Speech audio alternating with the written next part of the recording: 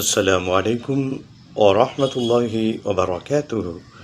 உங்கள் அனைவரின் மீதும் ஏக இறைவனின் சாந்தியும் சமாதானமும் உண்டாகட்டுமாக. சிந்தனைக்கு சில மணித்துளிகள். செல்போன் ஒழுக்கங்கள். இப்பொழுது இந்த சில நிமிடங்களில் நாம் கடைபிடிக்க வேண்டிய முக்கியமான ஒரு செய்தி. உங்கள் கையில் இருக்கக்கூடிய அந்த செல்போன் பல செயல்களை செய்யக்கூடியவைகளாக அவைகள் இருந்தாலும் கூட கணினி பயன்பாடு, இணைய பயன்பாடு, அதன் மூலமாக நீங்கள் பல விஷயங்களை பார்க்கிறீர்கள், ஆய்வு செய்கிறீர்கள். இதையெல்லாம் கடந்து ஒரு மனிதனிடத்திலே தொடர்பு கொள்வதற்கு இந்த சாதனம் ஒரு அற்புதமான சாதனம். நீங்கள் ஆப்பிள் வைத்திருந்தாலும் சரி, அல்லது விலை குறைவான ஃபோன் வைத்திருந்தாலும் சரி, இது எல்லாத்தினுடைய நோக்கமும் தகவல் தொடர்பு. அப்போது உங்களிடத்தில் செல்ஃபோன் இருந்தால் நீங்கள் கண்டிப்பாக எல்லா அழைப்புகளுக்கும் கண்டிப்பாக உங்களுக்கு தெரிந்த அழைப்பாக இருக்கும்.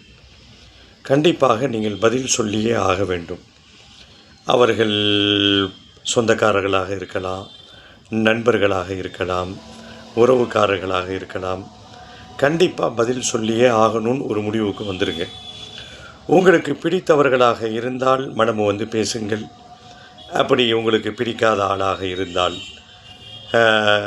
அவர் மனசை பாதிக்காத அளவுக்கு தேவையான அளவுக்கு பேசிட்டு வச்சுருங்க. இது ரொம்ப ரொம்ப முக்கியமானது. பலர்கள் தங்களுடைய செல்ஃபோனை அவர்கள் அழைப்பை அவர்கள் ஏற்பதில்லை என்ற குற்றச்சாட்டு பரவலாக பலர்கள் சமுதாயத்திலே நல்ல நிலை உள்ளவர்களுக்கு கூட இந்த குற்றச்சாட்டு உண்டு. அழைப்பு வந்துச்சுன்னா அது யாராக இருந்தாலும் சரி, தவறிய அழைப்பாக இருந்துச்சுன்னா எடுத்துருங்க. அது மிஸ்டு காலாக இருந்துச்சு, போலி காலா, ஃப்ராங்க் காலா, அதெல்லாம் இன்றைக்கி கண்டுபிடிக்கிறதுக்கு நிறைய ஆப்புகள் வந்துருச்சு. கான்டாக்டில் இருக்கக்கூடியவர்கள் நமக்கு தெரிந்தவர்களாக இருந்தால் மேக்சிமம் ஃபோனை எடுங்க. இல்லை என்றால் பிறகு கால் பண்ணுங்கள். அப்படியே கிணத்தில் போட்ட கல்லை போட்டு விடாதீர்கள். இது உங்களை அறியாமல் நீங்கள் ஒரு பாதிப்பை உண்டாக்குகிறீர்கள். தொடர்ந்து பயணிப்போம், பேசுவோம் இன்ஷா அல்லாஹ்.